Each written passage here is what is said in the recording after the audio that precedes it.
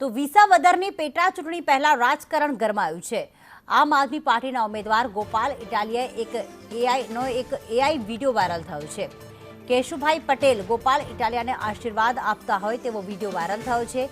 Prajashakti democratic પાર્ટીના ઉમેદવારે તે આક્ષેપ લગાવ્યા। ઇટાલિયાએ પાટીદાર સમાજનું અપમાન કર્યાનો તેમણે આક્ષેપ કર્યો છે। પાટીદાર સમાજનું અપમાન કર્યાનો લાલજી કોટડિયાએ આક્ષેપ કર્યો। લાલજી કોટડિયાએ બદનક્ષીનો ગુનો નોંધવા પણ અરજી કરી છે।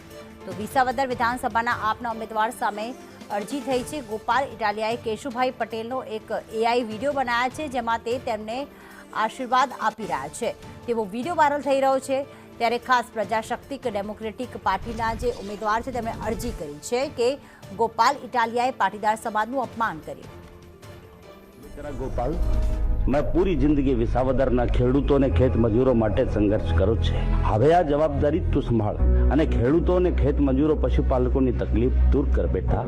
બાપા, તમારા આશીર્વાદથી હું જરૂર વિધાનસભામાં પહોંચીશ અને કેશુ બાપા, આપની પ્રેરણાથી વિસાવદર ભેસાણના ખેડૂતો અને ખેત મજૂરોની હકની લડાઈ હું પૂરી તાકાતથી લડીશ। ગોપાલભાઈ ઇટાલિયા, કેશુ બાપા પટેલનું એણે કાર્ટૂન બનાવ્યું છે।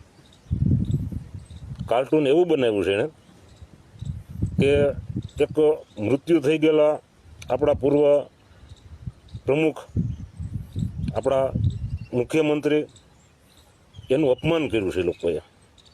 અને એવું અપમાન એણે એવું ખરાબ કર્યું છે કે એણે મરેલાને જીવિત બતાવી અને એના આશીર્વાદ લે છે।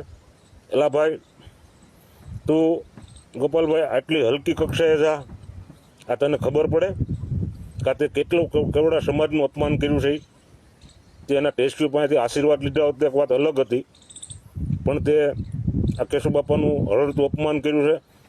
એટલે મારે આ પટેલ સમાજને અને જે કેશુ બાપાને માનતા હોય એવો વર્ગને મારે જરીક એટલું કહેવાનું છે કે આ માણસ કેટલી હલકી કક્ષાનો છે તમે વિચાર કરો।